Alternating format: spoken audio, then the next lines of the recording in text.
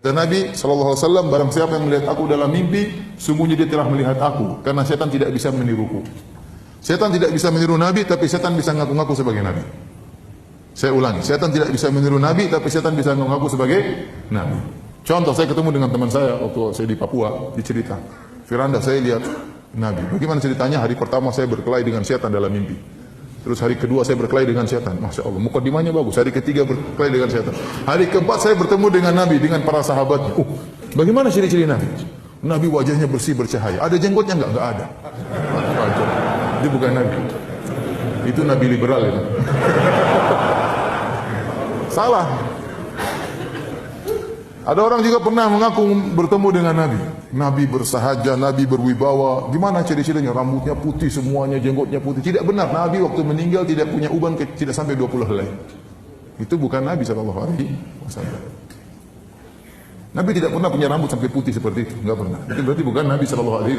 Oleh karena di zaman sahabat, kalau ada orang mimpi ketemu Nabi, datang kepada sahabat. Datang, wahai sahabat, saya mimpi ketemu Nabi. Kata sahabat tersebut, sifli ma ra'ait. Sifatkanlah apa yang kau lihat dalam mimpimu. Saya lihat begini-begini, itu Nabi, kata sahabat tersebut. Karena sahabat tahu tentang ciri-ciri siapa? Nabi SAW. Dan ciri-ciri Nabi ada dalam kitab Syama'il Muhammadiyah. Ciri-ciri wajahnya bagaimana, pundaknya bagaimana, palanya bagaimana, sampai bulu dadanya bagaimana. Semuanya dalam Syama'il Muhammadiyah dijelaskan tentang sifat-sifat fisik Nabi SAW. Gaya cara jalannya bagaimana Rasulullah SAW. Ya. Di antara hal yang aneh yang saya pernah dengar, ada yang pernah cerita, Ustaz, saya pernah mimpi ketemu dengan Nabi, Ustaz. Sudah lama, tapi saya baru cerita sekarang, Ustaz. Kenapa? Karena saya aneh lihat Nabi SAW. Gimana? Jadi saya ketemu dengan Nabi SAW, ada beberapa orang, dan dia bilang saya Rasulullah SAW. Tapi waktu saya lihat Nabi pakai songkok nasional, kemudian pakai sarung. Ya mungkin Nabi lagi pakai baju lain kan bisa saja. Tapi yang anehnya Nabi pegang rokok gudang garam. Ini benar ini, wallahi dia cerita sama saya. Saya tidak main-main ya. Iya, makanya saya bilang subhanallah. Nabi sempat-sempatnya iklan rokok gudang garam. Saya bilang coba sarungnya merek apa itu, coba lihat. Masih ingat nggak? Sekarang baru saya yakin itu bukan Nabi. Jadi saya bilang memang setan tidak bisa niru Nabi, tapi setan bisa ngaku sebagai Nabi. Akhirnya banyak akidah rusak gara-gara ini. Contoh, akhirnya yang tersebar di tanah air kita. Beberapa tahun yang silam, pada zaman dahulu kala, tersebar sebagian orang menyebar fotokopi tentang penjaga kuburan Nabi bertemu dengan Nabi. Dan Nabi mengatakan telah murtad dari umatku setiap tahun sekian. Barang siapa yang memfotokopi, membagi berita ini sekian dapat kemaslahatan sekian. Barang siapa yang tidak mengkopinya dapat celaka kualat sekian. Itu tidak?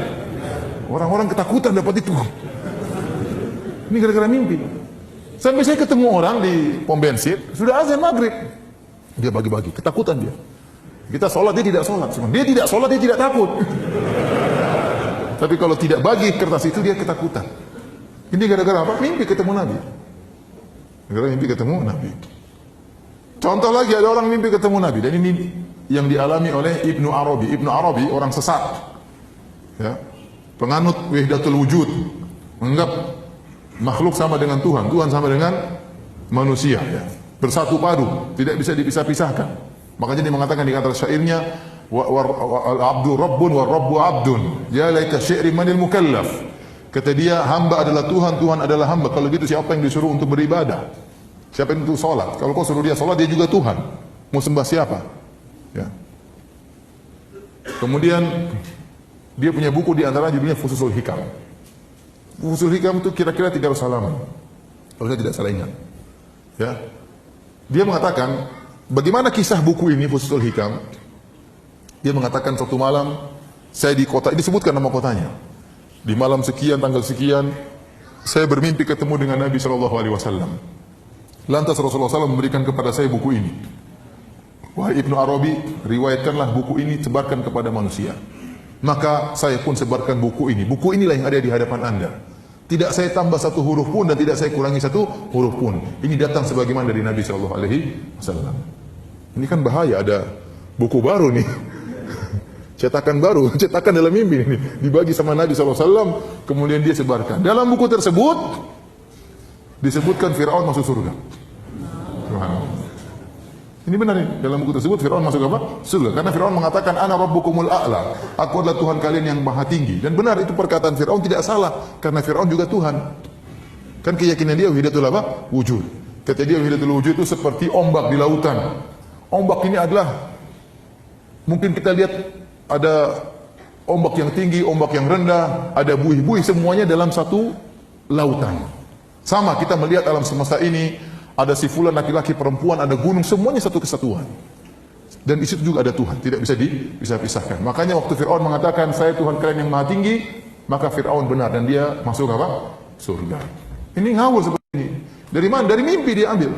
Ini buku diagung-agungkan oleh orang sufi, buku ini. Karena berbicara tentang ini, tentang hakikat, tentang macam-macamnya. Ya. Antum bayangkan masuk akal atau tidak? Dia bangun tidur, Nabi kasih buku berapa? 300 halaman. Apakah dia langsung pegang buku? Kan enggak kan? Berarti dia bangun langsung dia catat. Iya tidak? Berarti mimpinya lama tuh tidak? Mimpinya lama kan? Baca 300 halaman mimpinya lama itu.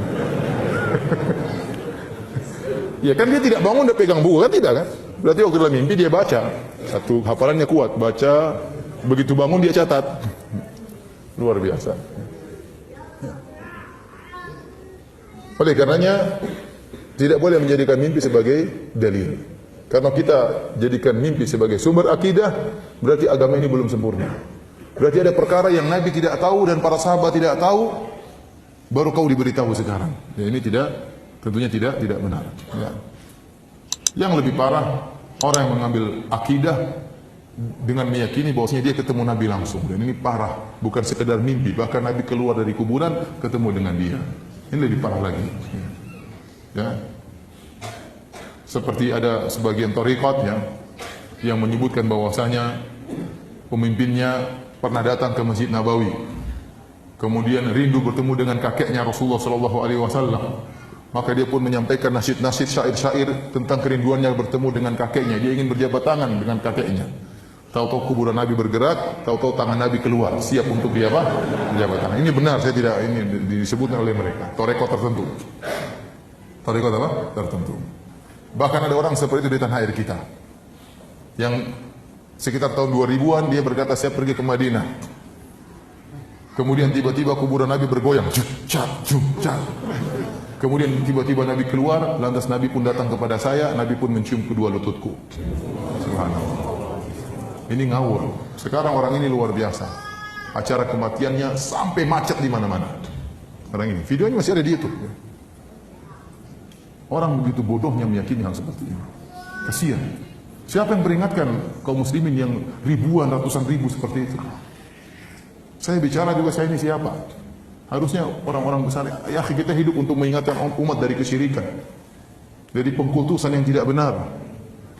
Anda harus menyampaikan, terus kalau tidak, siapa yang menyampaikan? Harus ada yang menyampaikan. Ya. Menyedihkan. Ini orang Indonesia seperti ini. Antum bayangkan kalau Nabi keluar, apa penjaga kuburan, Nabi mau kemana Nabi?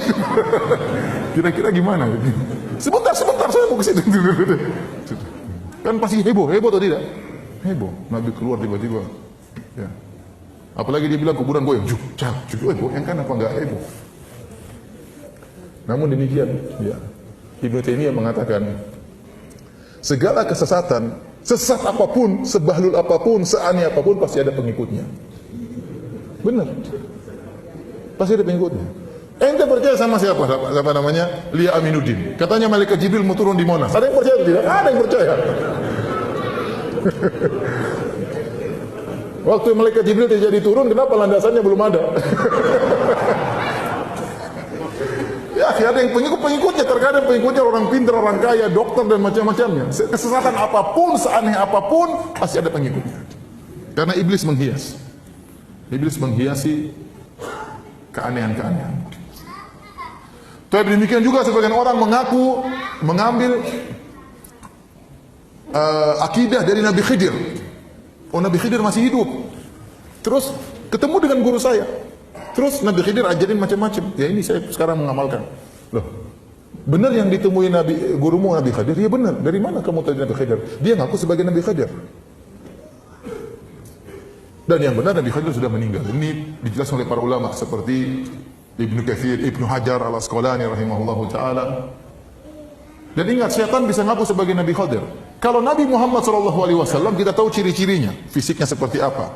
Sehingga kalau ada orang ngaku sebagai Nabi Muhammad, kita tinggal cocokkan dengan ciri-ciri Nabi SAW. Nabi Khadir di mana ciri-cirinya? Nggak ada disebutkan. Nah, kalau ada setan ngaku sebagai Nabi Khadir, ente percaya ternyata gundurwo, gimana? Oleh karenanya para hadirin dan hadirat yang dirahmati Allah Subhanahu wa taala, tidak boleh menjadikan mimpi sebagai dalil, sumber akidah. Tapi di antara sumber akidah yang keliru, yang juga berbahaya adalah menjadikan akal sebagai sumber akidah.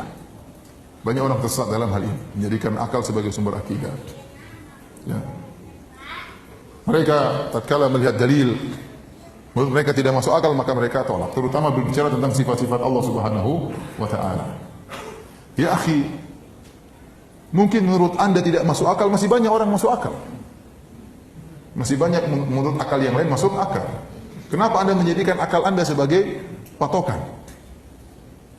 Banyak perkara-perkara yang dahulu tidak masuk akal, sekarang masuk akal. Saya bilang sama antum, kalau antum kembali 1000 tahun yang lalu, terus antum bilang sama nenek moyang kita 1000 tahun yang lalu, ada alat bisa video call. Kira-kira nenek moyang kita bilang apa? Ente gila bin Majnun gitu. Bisa video call gimana caranya? Nggak usah jauh-jauh, sekarang saja saya tanya sama antum, antum tahu nggak cara kerja video call? Kok bisa wajah kita di sini kemudian muncul di HP istri kita dengan jarak berkilo-kilo? Ada yang bisa jelaskan? Antum aja nggak ngerti sampai sekarang gimana caranya. Saya pernah tanya sama orang, bagaimana caranya? Kok bisa saya ngomong di sini suara saya kedengar di sana? Ya mungkin orang yang pakar itu kan ada gelombang Ustaz, karena begini suara macam-macam atau lewat kabel dan macam-macamnya. Saya sampai sekarang tidak ngerti. Ada yang bilang Ustaz saya tahu Ustaz. Kalau ada pulsanya bisa Ustaz. Dia paham. Itulah pemahaman dia. Mau diapain? Kalau nggak ada pulsanya nggak bisa. Memang top kata saya.